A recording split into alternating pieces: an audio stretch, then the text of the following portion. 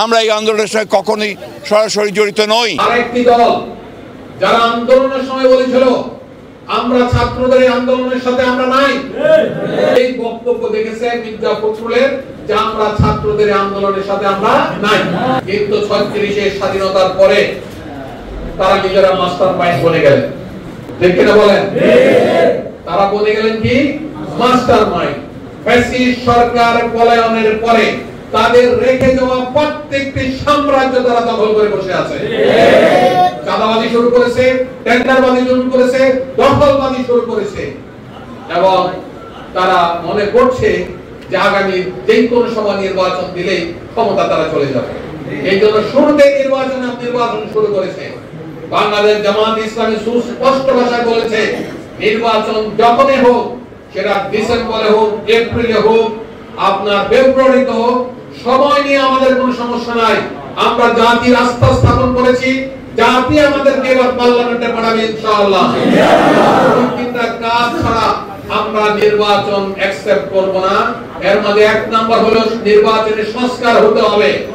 নির্বাচনে যদি সংস্কার না হয় তাহলে 14, 18, 24 মধ্যে একটি নির্বাচন হবে। একটি দল সেটাই চাচ্ছে যে 14 মার্কা নির্বাচন, 18 মার্কা নির্বাচন, 24 মার্কা নির্বাচন হোক। তবে না সঠিক নির্বাচন হলে ক্ষমতায় যাওয়া তাদের জন্য বড় কষ্টদায়ক হয়ে যাবে।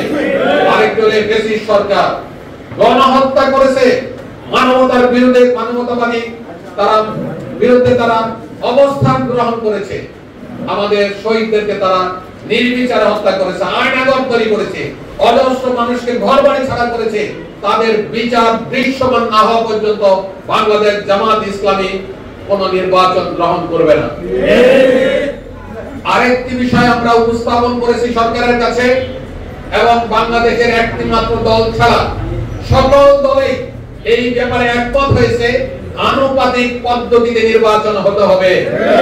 সম্মানিত ভাইরা, আমি আপনাদের কাছে অনুরোধ করছি আপনার পাড়ায়, মহল্লায়, গ্রামে, গঞ্জে মানুষের কাছে এই আনুপাতিক পদ্ধতি নির্বাচন তুলে ধরবেন। আপামর জনসাধারণ যখন এই ব্যাপারে ঐক্যমত পোষণ করবে, তখন যেই বিরোধিতা করুক না কেন সরকার আনুপাতিক পদ্ধতিতে নির্বাচন দিতে বাধ্য হবে। আর আমরা বিশ্বাস করি আনুপাতিক পদ্ধতিতে যদি নির্বাচন দেয় তাহলে সংসদে ভালো মানুষ যাওয়ার সুযোগ তৈরি হয়ে যাবে। বাংলাদেশের সকল দলেই সংসদে যাওয়ার সুযোগ তৈরি হবে। না হয়তো যারা 40% ভোট দিয়ে সংসদে যাবে, পার্লামেন্ট গঠন করবে, বাকি 60% লোকদের কি অপরাধ? আবার এরকম বাংলাদেশে দেখা যায় যে তোমরা আমাদেরকে ভোট দাও নাই, সুতরাং তোমাদের সাথে আমরা কাজ করে দেব না। এরকম যেন না হয়, এই জন্য আনুপাতিক পদ্ধতিতে নির্বাচনের ব্যাপারে জামাত শুরু থেকে বলিষ্ঠ ভূমিকা পালন করছে। সকল ইসলামী দলগুলো আনুপাতিক পদ্ধতি ইলেকশনের জন্য জামাতের সাথে ঐক্য পোষণ করেছে।